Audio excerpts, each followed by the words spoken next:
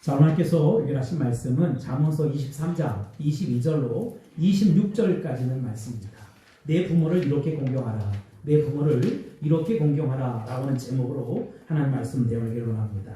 미국의 웨스트 버지니아주의 웹스터라고 하는 곳에 안나 자비스라고 하는 여인이 어머니와 둘이가 살고 있었습니다. 그런데 어느 날 그토록 자신을 사랑했던 어머니가 세상을 훌쩍 떠나버렸습니다.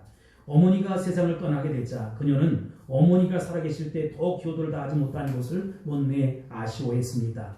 그러던 어느 날 그녀는 친구의 초대를 받아서 파티에 참석하게 되었습니다. 그때 어머니에 대한 그리움으로 흰 카네이션을 달고 그 파티에 참석을 했어요. 그녀는 그 이후에 이 땅의 자녀들이 1년 중 단 하루만이라도 어머니를 기억했으면 좋겠다라고 하는 생각으로 어머니가 남기신 10만 달러의 유산을 기금으로 해서 어버이날 재정을 국내외에 탄원하기 시작했습니다. 그로부터 7년 후에 윌슨 대통령은 대통령 취임 시 어머니 날을 제정하고 선포를 했고 미 의회는 1914년 5월 둘째 주일을 어머니 날로 처음 정했습니다. 그때부터 사람들은 살아계신 어머니의 가슴에는 붉은 카네이션을 달아드리고 어머니 은덕을 기렸고 돌아가신 어머니를 위해서는 흰 카네이션을 자기 가슴에 달고 어머니의 은혜를 생각하며 이 날을 지켰다는 것입니다. 우리나라는 1956년 국무회의에서 5월 8일을 어머니 날로 정했고 1973년부터는 어버이날로 개정해서 지키고 있습니다. 오늘은 어버이 주일입니다. 그래서 부모 공경에 관한 말씀을 함께 나누고자 합니다.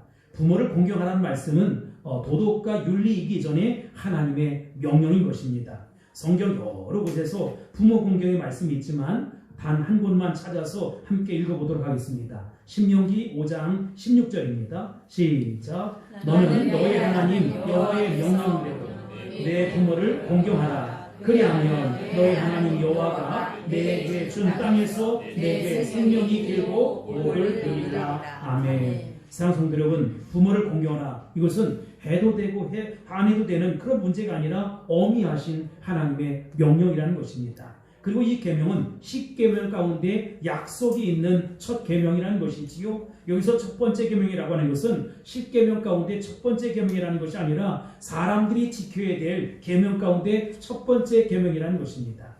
하나님께서 우리에게 주신 10계명 가운데 10계명의 첫째 부분은 1계명서부터 4계명까지 되어 있는데 하나님과의 관계 속에서 지켜야 될 계명을 기록하고 있습니다. 그리고 둘째 부분인 5계명서부터 10계명까지는 인간과의 관계 속에서 우리 성도들이 기억해야 될 계명에 대해서 쭉 기록하고 있습니다.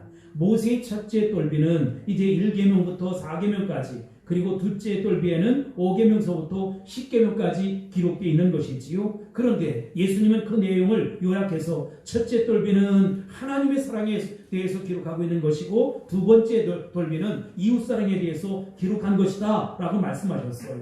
우리가 이 세상에 태어나서 맨 처음 갖게 되는 인간관계는 바로 우리 부모님들과의 관계입니다. 우리는 육적인 출생을 통해서 부모님과의 관계를 맺게 되고 영적인 출생을 통해서 하나님 아버지와의 관계를 맺습니다. 종교 개혁자였던 마틴 루터는 우리가 부모님을 하나님 다음으로 높여야 한다 이렇게 역설을 했어요. 다른 계명들은 안식일을 기억하여 거룩히 지켜라, 살인하지 말라, 간음하지 말라, 도둑질하지 말라 이렇게 기록되어 있습니다. 그러나 부모를 공경하라는 제5계명만큼은 땅에서 잘되고 생명이 길리라 라고 하는 약속이 주어져 있다는 것입니다. 사랑하는 성도 여러분, 얼마나 복된 말씀이에요. 얼마나 수지 맞는 약속이라는 것입니다. 내 부모를 공경하는 명령을 순종하면 복을 받게 된다는 것입니다. 그런데 여러분, 부모를 공경한다는 것이 그렇게 쉽지만은 않습니다. 말로는 쉬운데 막상 실천하려고 하면 안 되는 것이 바로 부모 공경이라는 것입니다. 부딪히는 것이 많이 있어요. 세대 간의 갈등이 있고 계층 간의 갈등이 있고 예를 들어 외식을 한번 한다 할지라도 자식들은 뷔페에 가자, 치킨을 먹자, 피자를 시켜 먹자, 고깃집에 가자 라고 이야기하는데 어머니 아버지는 시원한 된장국 먹고 싶다, 김치국 먹고 싶다 이렇게 얘기하는 거예요. 뿐만 아니라 오해로 말미암아서 인간관계에 어떤 아픔도 생겨나고 오해의 여지도 생겨난다는 것입니다. 좋은 부모가 되는 것이 어렵듯 우리가 좋은 자녀가 되는 것도 상당히 어려운 것 같습니다. 부모를 공경한다는 것이 꼭 돈이 있어야만 하는 것은 아닙니다. 오늘 많은 자녀가 자기는 돈이 없어서 부모를 제대로 공경하지 못한다 이렇게 얘기합니다. 그러나 그것은 핑계입니다. 물론 돈이 필요하지요. 그러나 돈이 있어야만 꼭 부모님을 공경할 수 있는 것은 아니라는 것입니다. 돈이 없어도 얼마든지 부모를 공경할 수 있다는 것입니다. 오늘 본문은 부모 공경이라는 것이 무엇인지, 어떻게 하는 것이 부모를 공경하는 것인지 우리에게 구체적인 가르침을 주고 있습니다. 그래서 오늘 본문을 근거해서 내 부모를 이렇게 공경하라 라는 말씀과 함께 은혜를 받고자 합니다. 우리가 오늘 첫 번째 살펴볼 메시지는 부모 공경은 부모의 말을 청종하는 것입니다. 22절에 보면 너 낳은 아비에게 청종하고 내 늙은 어미를 경히 여기지 말지니라 이렇게 말씀하고 있습니다. 여러분, 청종이라는 말은 듣고 순종하는 것을 이야기합니다. 부모 공경은 부모님의 말씀을 듣는 데서부터 시작된다는 것입니다.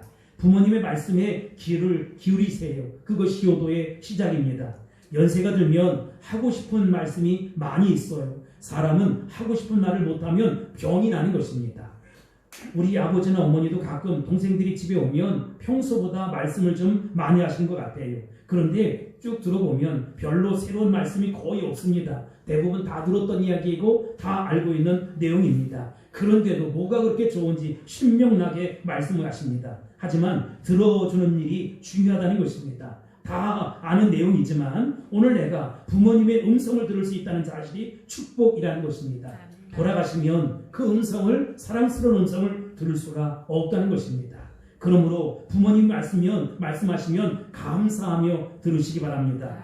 물론 말하는 것보다 듣는 것이 훨씬 더 어렵습니다. 들어준다는 것이 얼마나 힘든지 몰라요. 힘들고 어렵지만 부모님의 말씀에 귀를 기울이시기 바랍니다. 틀리다고 무시하지 말고 진지하게 들어주십시오. 말도 안 되는 소리라고 핀잔하지 말고 그냥 들어주시기 바랍니다. 생산성이 없는 말씀이라고 경히 여기지 말고 좀 진지하게 들어주세요. 넋두리도 좀 들어주시고 푸념도 들어주세요. 들어줌이 효의 시작입니다. 아무리 많은 용돈을 드리고 좋은 환경 가운데 거하게 할지라도 부모님 말을 청종하지 않고 경히 여기면 그것은 효도가 아니라는 것입니다.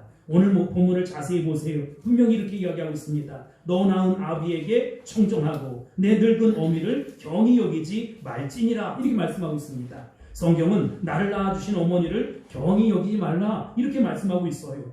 배우지 못했다고 해서 별로 도움이 되지 못한다고 해서 무시하지 말라는 것입니다. 성경은 이런 자녀들을 돌로 쳐 죽이라고 이야기했어요. 생각해 보세요. 늙어가는 것만도 억울한데 자식들에게 무시당한다고 생각하면 앞으로 어떻게 살겠습니까?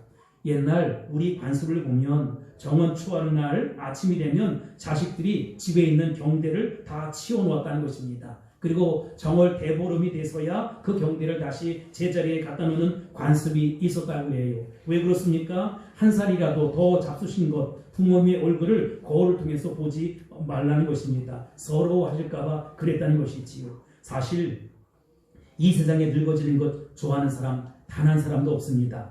실제 나이보다 더 늙어뵌다 라고 이야기하면 화가 나서 저녁에 잠이 오질 않아요.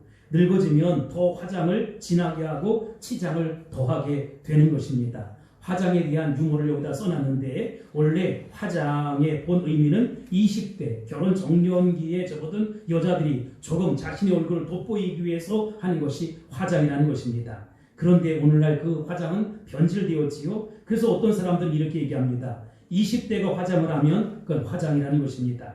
30대가 화장을 하면 치장이라는 것이지요. 40대가 화장을 하면 분장, 50대가 화장을 하면 변장, 60대가 화장을 하면 포장, 70대가 화장을 하면 관장이라는 것입니다. 늙고 싶지 않아서 늙어졌다는 말, 늙었다는 말 듣고 싶지 않아서 분장, 변장, 포장, 관장까지 하는 마담에 자식들로부터 무시를 당하고 경히 여김을 받으면 어떻게 살겠습니까? 누가 치매에 걸리고 싶어서 걸리겠습니까? 여러분, 치매의 마지막 증상이 뭔지 아세요? 치매의 마지막 증상은 갑자기 부호 사이가 좋아진다는 것입니다. 그 이유가 뭡니까? 자기 부인이 부인 같지 않고 다른 여자로 자꾸 보이는 것입니다. 진정한 효도는 부모님의 말씀을 들음으로 시작됩니다. 들어주세요. 예수님께서 하나님의 아들이시더라도 받으신 고난으로 순종함을 배워서 온전하게 하시고 자기를 순종하는 모든 자들에게 영원한 구원의 근거가 되어 주었다는 것입니다. 히브리서 5장 8절 9절 보세요. 그가 아들이시면서도 받으신 고난으로 순종함을 배워서 온전하게 되셨은즉 자기에게 순종하는 모든 자에게 영원한 구원의 근원이 되시고 라고 말씀하고 있습니다. 사랑하는 성도 여러분, 부모님에게 온전히 순종할 수 있게 되길 바랍니다. 아멘. 잘 들어주시기 바랍니다. 아멘. 아멘이신가요? 아멘. 오늘 우리가 두 번째로 살펴볼 메시지는 부모 공경은 진리를 소중히 여기는 것입니다. 여기 23절을 보세요. 23절 시작. 진리를 사되 팔지 말며 지혜와 훈계와 명철도 그리할지니라. 아멘. 진리를 사고서 팔지 말라라고 하는 것은 진리를 소중히 여기라 이런 뜻입니다. 진리를 산다는 것은 진리대로 살아라 이런 뜻입니다. 여기서 진리란 무엇입니까? 진리는 영원히 변하지 않는 것입니다. 그러면 이 세상에 변하지 않는 것이 무엇이 있을까요? 아무것도 없어요. 학문도 변하고 유행도 변하고 사람도 변하고 사람도 변하고 계절도 변한다는 것입니다. 그런데 영원히 변치 않는 것은 오직 예수 그리스도라는 것입니다. 그래서 예수님이 뭐라고 말씀하셨어요? 내가 곧 길이요 진리요 생명이다 이렇게 말씀하셨어요. 하나님 말씀만이 진리라는 것입니다. 사랑하는 성도 여러분, 부모님의 고생을 알아주는 것도 중요하고 넉넉한 용돈을 드리는 것도 중요하고 효도 관광시켜 드리는 것도 좋지만 그것이 효도의 본질은 아니다. 그보다 더 중요한 것이 있다. 진리를 소중히 여기고 진리 가운데 사는 것이다. 하나님 말씀을 소중히 여기고 그 말씀 가운데 살아가는 것이 효도라는 것입니다. 요한삼서 1장 3절로 4절에 보면 이런 말씀이 있어요. 시작. 형제들이 와서 내게 있는 진리를 증거하되 내가 진리 안에서 행한다 하니 내가 심히 기뻐한다. 내가 내 자녀들이 진리 안에서 행한다함을 듣는 것보다 더 즐거움이 없도다. 아멘. 사랑하는 성도 여러분, 요한 사도가 뭐라고 얘기합니까? 내 자녀들이 진리 안에서 행한다함을 듣는 것보다 더 즐거움이 없다는 것입니다. 믿음의 부모는 내 자녀들이 진리를 소중히 여기며 그 진리의 말씀 가운데 사는 것을 볼 때 가장 기쁘다는 것입니다. 그러나 그보다 더 즐거움은 없는 것이지요. 사업이 잘 되는 것도 중요하고 돈을 많이 버는 것도 중요하고 그런데 주의를 성수하지 아니하면 부모의 마음이 심정이 괴롭다는 것입니다. 경제적으로는 좀 어려워도 정말로 믿음으로 살려고 애쓰고 진실하게 살려고 애쓰고 말씀대로 살려고 몸부림치는 모습을 바라보면 그 자녀를 바라보는 부모의 마음이 기쁘고 즐겁다는 것입니다. 24절 보세요. 시작. 의인의 아비는 크게 즐거울 것이요 지혜로운 자식을 낳은 자는 그를 인하여 즐거울 것입니다. 아멘. 자식으로 말미암아 누리게 될 아비의 기쁨을 이야기합니다. 자식이 잘 되면 그 영광을 누가 받습니까? 아비가 누린다는 것입니다. 20여 년 전인데 최경주 선수가 그 PGA에서 미국의 PGA에서 우승을 했어요. 우승을 하니까 전라남도 완도에 사시는 그 부모님에게 매스컴이 막 그냥 주목하기 시작했어요. 이 아들을 어떻게 이 가난한 그 섬에서 태어난 이 아들을 이렇게 훌륭한 선수로 키울 수 있었느냐? 그래서 그 집까지 가서 아버지하고 인터뷰를 하는 거예요. 여러분 아들이 아니면 어떻게 그 아버지를 찾아가서 인터뷰를 할 수 있겠어요? 마가복음 7장 6절로 13절에 보면 아주 흥미로운 이야기가 기록되어 있습니다. 예수님 당시에 어떤 사람이 부모를 공경하지 않는다는 이유로 하나님을 들먹였던 사건을 이야기하고 있습니다. 그게 아까 나왔던 고르반이라는 것이지요. 하나님께 드렸다 이런 뜻입니다. 그래서 부모님에게 드릴 것이 전혀 없다. 나는 하나님께 드렸기 때문에 부모님께 드릴 것이 전혀 없다. 이렇게 둘러댄다는 것이지요. 그런 모습을 지켜본 예수님께서는 이들이 부모를 공경하라는 하나님 말씀을 폐하고 있다라고 아주 신랄하게 책망을 했어요. 근데 여기에서 주 안에서 이런 뜻은 주님의 관점에서 이야기하라는 것입니다. 더 깊이 해석하면 예수님이 기뻐하는 관점에서 부모를 잘 섬기라는 것입니다. 사랑하는 성도 여러분, 우리는 예수님을 믿은 이후에 부모님께 더욱더 순종하는 삶을 살고 있는지요? 묻고 싶습니다. 부모님에게 순종하는 것이 윤리적으로 도덕적으로도 마땅한 이지만 그것은 하나님의 명령이고 하나님의 말씀이라는 것입니다. 그러니 부모님을 공경할 수 있게 되기를 바랍니다. 우린 가끔 자녀들이 엄마 아빠는 너희에게 이렇게까지 해주었는데 하면서 자녀들을 야단칠 때가 있어요. 너희들을 위해서 내가 이렇게 희생을 했다. 이렇게 헌신했다. 그런데 너는 엄마 아빠를 위해 해준 것이 도대체 뭐냐? 라고 불만을 토로하지요. 그러나 여러분, 우리가 우리의 자녀로 인해서 얻는 기쁨과 즐거움이 참으로 많다는 것입니다. 자녀가 아무리 속을 썩여도 내가 저런 자식 낳고 미역국을 먹다니 푸념을 해도 자녀를 통해서 우리가 얻는 기쁨과 즐거움은 말로 형언할 수 없다는 것입니다. 자식이 우리에게 돈으로 계산할 수 없는 많은 기쁨과 즐거움을 주었던 것처럼 이제 우리도 진리 가운데에서 부모님 마음을 기쁘게 해드리는 성도가 될 수 있기를 주의 이름으로 축복합니다. 아멘. 우리가 세 번째로 살펴볼 메시지는 부모 공경은 부모님을 즐겁게 하는 것이다 라고 하는 것입니다. 25절 보겠습니다. 시작. 내 부모를 즐겁게 하며 너 낳은 어미를 기쁘게 하라. 아멘. 여러분, 25절에 기록된 말씀, 그렇다면 내 부모를 기쁘게 하라는 것이 뭘까? 부모님을 염려하게 하거나 근심하게 하지 말라는 것입니다. 잠언서 17장 25절에 보면 미련한 아들은 그 아비의 근심이 되고 그 어미의 고통이 되느니라, 이렇게 말씀하고 있습니다. 여러분, 누가 미련한 아들, 누가 미련한 딸인 줄 아세요? 서울대 나오고 하버드대 나오고 옥스퍼드에 나와서 부모 마음을 근심케 하는 그 부모 마음에 고통을 주는 자가 가장 미련한 자라는 것입니다. 부모 공경은 나를 낳아주시고 길러주신 부모님을 기쁘게 해드리는 것입니다. 그러면 실제로 어떻게 하는 것이 부모 마음에 염려하지 않게 기쁘게 해드리는 것일까? 그것은 시집 보내고 장가 보낸 자녀들이 서로 싸우지 않고 행복하게 사는 것입니다.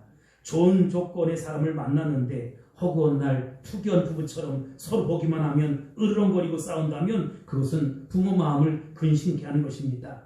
결혼했으면 잘 사시기 바랍니다. 그리고 제발 부모님 앞에서 없다는 소리 하지 마시기 바랍니다. 자식은 예사롭게 한 이야기지만 없다는 소리를 듣고 그 부모님은 밤잠을 이루지 못한다는 것입니다. 그게 바로 부모의 마음이지요. 없어도 있는 것처럼 사세요. 없다는 말하는 사람 치고 잘 사는 사람 못 봤습니다. 사람은 자기 입에서 나오는 말대로 되는 것입니다. 그러니 믿음대로 선포하고 앞으로 잘 될 것을 믿음으로 이야기할 수 있게 되길 바랍니다. 허구한 날 없다고 하면 그 말하는 그대로 그 믿음이 되는 것입니다.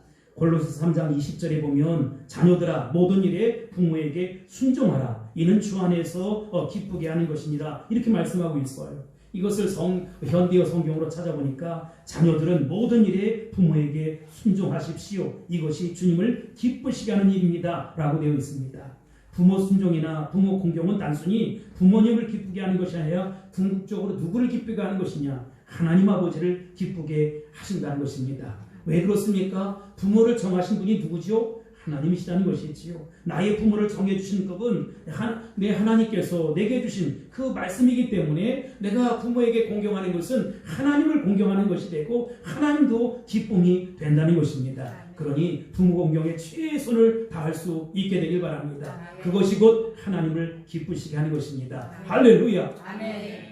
우리가 마지막으로 살펴볼 메시지는 부모 공경은 마음을 들이며 있는 모습 그대로 받아들이는 것입니다. 26절에 보면 내 아들아 내 마음을 내게 주며 내 눈으로 내 길을 즐거워할지어다, 이렇게 말씀하고 있습니다. 부모와 자식 간의 마음이 멀어지는 것보다 더 섭섭하고 외로운 것이 부모에겐 없다는 것입니다. 효도의 본질은 마음입니다. 아무리 물질적으로 잘해준다 할지라도 마음이 멀어지면 그것은 효도가 아니에요. 오늘날 생활비는 꼭꼭 드리면서 마음에서 부모님을 지워버린 사람들이 얼마나 많은지 알 수가 없습니다. 진정한 효도는 내 마음에서 항상 부모를 떠나보내지 않는 것입니다. 진정한 효도는 내 마음을 부모님께 드리는 것입니다. 여기 26절 하반절에 보면 내 눈으로 내 길을 즐거워할지어다, 이렇게 말씀하고 있어요. 이 말은 부모님이 살아온 인생의 길을 그대로 받아들이고 즐거워하라는 것입니다. 부모님이 살아온 인생의 길을 바라보세요. 어떻게 보면 성공한 자녀 아니면 조금 이렇게 살만한 자녀들의 처지에서 오면 아니 어떻게 저렇게 비천한 인생을 살 수 있었을까, 이런 것이 있지요. 직업에는 기천이 없지만 세상 사람들의 시각에서 보면 그런 비천한 직업을 가지고 부모님은 사셨다는 것입니다. 그러나 그 부모님이 살아온 인생의 길을 그냥 인정해 드리는 것입니다.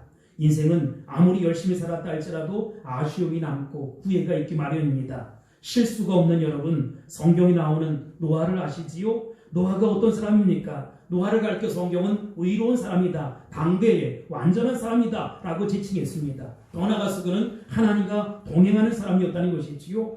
그런데 그 의로운 사람, 당대의 완전한 사람, 하나님과 동행하는 사람도 자녀들 앞에서 실수를 범하지 않았습니까?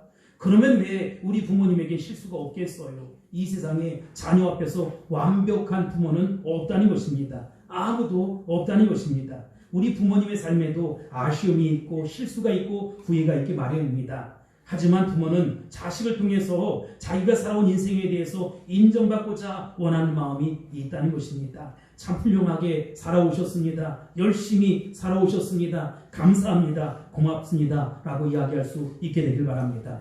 미국의 아브라함 링컨이라고 하는 대통령 아시지요? 그의 아버지는 구두 수송공이었습니다. 아버지는 구두 수송공이었는데 그 아브라함 링컨은 대통령이 되었어요. 아버지도 그랬지만 그도 초등학교를 겨우 나왔을까 말까 그 정도의 모습입니다. 학문이 없는 사람이 대통령이 되었다 이 말입니다. 그러니까 그 고고하고 지식 많은 기족이 아브라함 링컨을 헐뜯고 괴롭히기 시작했습니다. 대통령이 되었을 때 처음 상원에 가서 이제 연설할 때예요. 어느 국회의원이 그랬답니다. 당신같이 무식한 사람을 대통령으로 모시게 되는 것이 우리에게는 다시 없는 불행이요. 당신의 아버지는 구두순한 사람 아니요? 그런데 그런 사람의 아들, 그런 천한 사람의 아들을 우리가 대통령으로 모시게 됐다 이 말입니다. 하면서 자기 구두를 벗어서 이 구두 당신 아버지가 나에게 만들어준 것이요 라고 쏘아붙였다는 것이지요. 얼마나 치욕적이고 모욕스러운지 알 수가 없어요. 그러나 아브라함 링컨은 이렇게 대답했다는 것이지요. 의원님 대단히 감사합니다. 오랫동안 잊고 있었는데 아버지를 기억나게 해주셔서 감사합니다. 나는 우리 아버지를 자랑스럽게 생각합니다. 우리 아버지는 직업에 충실했고 구두를 참 잘 만드는 분이셨습니다. 내가 어깨농으로 배운 바가 있으니 당신 구두가 고장이 나거든 내게 가져오시오. 내가 수리해 드리겠습니다. 얼마나 멋있는 사람입니까? 내 아버지는 구두 수선하는 사람입니다 라고 떳떳하게 이야기하고 자랑스럽게 이야기했다는 것입니다. 이게 바로 효도입니다. 자기 부모를 자랑할 수 있어야 합니다. 죄를 지은 일이 아니라면 부모의 직업, 부모의 선택, 부모의 삶, 부모님의 살아온 생에 대해서 잘하셨습니다. 훌륭하셨습니다. 그 하시던 일을 나는 존경합니다. 이해합니다 라고 이야기할 수 있어야 된다는 것입니다. 이것이 바로 효도예요. 부모님이 살아온 생에 대해서 후회하게 만들어서는 안 되는 것이지요. 그걸 자랑스럽게 만들도록 부끄러운 일생을 자식이 보상해 줄 수 있고 그 부모님을 잘 섬길 수 있어야 된다는 것이지요. 이보다 더 큰 효도는 없다는 것입니다. 제가 한 20년 전에 본 그 광고인데 이색적인 광고, 모 생명보험회사에서 이색적인 광고를 했어요. 제 시선을 끌었기에 지금도 그것을 기억하고 있습니다. 그 광고는 다름 아닌 아버지와 어머니에 대한 광고였어요. 그 내용을 들어보실랍니까? 14시간을 기다려서야 자식의 울음소리를 들을 수 있었습니다. 그때 당신은 당신도 모르게 기도를 올렸습니다. 37, 자식이 초등학교에 들어가 우등상을 탔습니다. 당신은 액자를 만들어 가장 잘 보이는 곳에 걸어두었습니다. 아직도 당신의 방에는 누렇게 바랜 액자가 걸려 있습니다. 43, 일요일 아침 모처럼 자식과 비싼 약수터로 올라갔습니다. 이 사람들은 자식이 아버지를 닮았다며 인사를 건넸습니다. 당신은 괜히 기분이 좋았습니다. 48, 자식이 대학 시험을 보러 갔습니다. 당신은 평소와 다름없이 출근했지만 하루 종일 일이 손에 잡히지 않았습니다. 53, 자식의 첫 월급을 타서 네일을 사왔습니다. 당신은 쓸데없이 돈을 쓴다고 나무랬지만 밤이 늦도록 그 네일을 입어보고 또 입어봤습니다. 외순 하나, 딸이 시집을 가는 날이었습니다. 딸은 도둑같은 사위 얼굴을 쳐다보며 한박 웃음을 피웠습니다. 당신은 나이 들고서 처음으로 눈시울이 붉어졌습니다. 오직 하나, 자식 잘되기만을 바라고 살아온 한평생. 하지만 이제는 희끗희끗한 머리로 남으신 당신, 우리는 당신을 아버지라 부릅니다. 그리고 이어지는 어머니 광고는 이렇습니다. 21, 당신은 고개를 2개 넘어 얼굴도 본 적이 없는 짐시댁의 큰아들에게 시집을 왔습니다. 26, 시집을 온 지 5년 만에 자식을 낳았습니다. 당신은 그제서야 시댁 어른들에게 며느리 대접을 받았습니다. 32, 자식이 밤늦게 급체를 알았습니다. 당신은 자식을 얻고 읍내 병원까지 20리길을 달려갔습니다. 그해 겨울은 유난히 추웠습니다. 당신은 자식이 학교에서 돌아올 무렵이면 자신의 외투를 입고 동구 밖으로 나갔습니다. 그리고 자식에게 당신의 체온으로 덮여진 외투를 입혀주었습니다. 시운들 자식이 결혼할 여자라고 집에 데려왔습니다. 당신은 분칠한 얼굴이 싫었지만 자식이 좋다니까 당신도 좋다고 하였습니다. 웻은 환갑이라고 자식이 모처럼 돈을 보냈습니다. 당신은 그 돈으로 자식의 보약을 지었습니다. 웻은 5, 자식 내외가 바쁘다며 명절에 고향에 못 온다고 연락이 왔습니다. 당신은 동네 사람들에게 아들이 바빠서 아침 일찍 올라갔다며 당신 처음 평생으로 거짓말을 했습니다. 오직 하나, 자식 잘되기만을 바라고 살아온 한평생. 하지만 이제는 깊게 주름진 얼굴로 남으신 당신, 우리는 당신을 어머니라 부릅니다. 많은 사람이 이 광고를 보며 울었다고 합니다. 오늘 우리 아버지와 어머니의 자화상이 그려져 있는 광고 카피가 아니겠습니까? 우리는 이 광고를 통해서 아버지의 사랑, 어머니의 사랑이 무엇인지를 조금이라도 느꼈으면 좋겠습니다. 부모를 공경하라 라고 하는 말은 부모님을 귀중히 여기라 이런 뜻입니다. 공경하다 라고 하는 단어는 이 히브리어로 카베트라고 하는데 가치 있게 여긴다, 존귀하다, 영광스럽다, 무겁다 이런 뜻입니다. 무슨 얘기냐? 아버지 어머니의 권위가 가치 있는 것이고 존귀한 것이고 영광스러운 것이라는 것입니다. 그리고 부모의 사랑과 보호하시는 책임이 무겁다는 것이지요. 그것을 인정하는 자녀의 마음, 그것을 가르쳐서 우리는 공경이다 이렇게 이야기하는 것입니다. 부모를 공경하라는 말은 부모를 존귀하게 여기라 이런 뜻이지요. 우리 부모님은 우리의 구제의 대상이 아닙니다. 측은히 여기고 불쌍히 여기는 마음은 효가 아니라는 것입니다. 부모는 공경의 대상입니다. 그러므로 부모를 공경할 수 있게 되길 바랍니다. 아멘. 살아계신 부모님을 공경할 수 있게 되길 바랍니다. 아멘. 부모님이 훌쩍 떠나셨다면 하나님을 공경할 수 있게 되길 바라고 아멘. 교회에서 만나는 어르신들을 공경할 수 있게 되길 바랍니다. 아멘. 그렇다면 어떻게 공경해야 합니까? 부모님 말씀에 귀를 기울이는 것이지요. 넋두리라도 들어주시 바랍니다. 진정한 부모 공경은 부부의 말씀을 들으면서 시작됐다는 것입니다. 배우지 못했다고 경히 여기지 마세요. 진리를 소중히 여기고 진리 가운데 행할 수 있게 되길 바랍니다. 할 수만 있다면 부모님을 즐겁게 해드릴 수 있게 되길 바랍니다. 기쁘게 해드릴 수 있게 되길 바랍니다. 부모에게 당신의 마음을 주세요. 그리고 부모가 살아온 인생길을 인정해 주는 것이지요. 나를 통해서 자랑스럽게 여길 수 있어야 한다는 것입니다. 10계명 가운데 다른 계명은 오늘 범할지라도 내일 회개하면 돼요. 그런데 여러분, 부모 공경이란 말은 이 계명은 오늘 갑자기 나와 아무 상관이 없는 계명이 되어버릴 수 있다는 것입니다. 조선시대의 송강 정철이라는 사람이 45살 때 이 1580년입니다. 선조 18년 강원도 관찰사로 재직하면서 백성들을 계몽하고 교화하기 위해서 지은 그 연시조가 있어요. 훈민가라고 하는데 16소 중에 4번째 시조가 어버이 살아신제 이런 그 내용이에요. 어버이 살아신제 섬길리랑 다하여라. 지나간 후면 애달다 어리아이. 평생에 고쳐 못할 일이 이뿐인가 하노라. 이것을 현대어로 해석하면 이렇습니다. 어버이가 살아계실 때 섬기는 일을 잘하여라. 돌아가신 후에 슬퍼한들 무엇하리. 평생에 다시 못할 일이 부모 섬기는 일뿐인가 생각하노라. 이렇게 얘기하고 있습니다. 지금 효도하지 못하고 나중에 효도하자 이러면 우리 부모님이 기다려주지 않는다는 것입니다. 계실 때 한 번도 찾아뵙고 계실 때 한 번도 전화 드리시기 바랍니다. 살아계실 때 한 번도 만나 뵙고 한 번도 주물러 드리고 한 번도 음식을 사드릴 수 있게 되길 바랍니다. 그리고 고동하실 수 있을 때 여행도 시키고 바람도 함께 쓰시기 바랍니다. 말씀을 정리하면서 그 어머니의 마음을 함께 부르고 싶어요. 내 부모를 이렇게 공경하라. 부모님의 마음을 우리 마음속에 담을 수 있게 되길 바랍니다.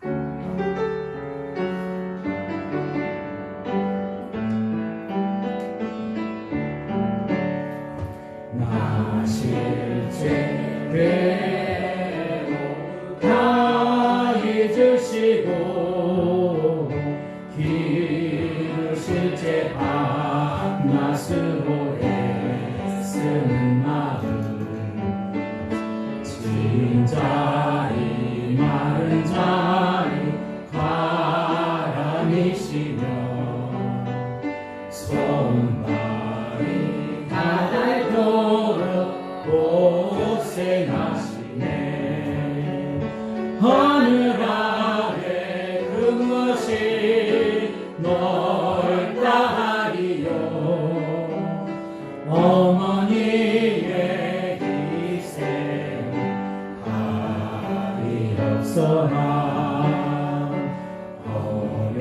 주셔서 마음도 없고 올려주시고 찾아온 분 이대로 기다리는 말을 쌓아 그릇 뺄싸 자식 생각에 도시가 이에 주름이 나듯 땅 위에 그 무엇이 높다 하리요 어머니의 정성 지극하여라 사람의 마음속에 온 가지 소원 어머니의 마음속에 오직 한 가지 아낌없이 일생 자식 위하여 사역거를 가까이서 바치는 마음 인간의 그 무엇이 거룩하리요 어머니의 사랑 그지없어라. 어버이 주일을 맞이하여서 우리 부모님들의 그 사랑과 그 은혜를 다시 한번 기억합니다. 우리 부모님을 허락하신 하나님 아버지 이 땅 살아가면서 바쁘다는 핑계로 돈이 없다는 핑계로 시간이 없다는 핑계로 잘 돌아보지 못했음을 회개하오니 용서하여 주옵소서. 뿐만 아니라 훌쩍 떠난 부모님 생각이 나는 우리 성도들도 있습니다. 주님 그 마음을 위로해 주시기를 소원하며 기도합니다. 다시 만나 뵐 때까지 정말로 성령 충만하고 은혜롭게 살게 하시고 주위에 계신 어르신들을 내 부모처럼 잘 섬기며 다시 만날 아버지 어머니를 기다리며 살겠습니다. 주님 우리 모든 성도들을 위로하시고 한량없는 사랑으로 쏟아부어 주옵소서. 하나님의 은혜가 넘치는 이 시간 될 수 있도록 도와주시기를 소원하며 예수님의 이름으로 간절히 기도합나이다.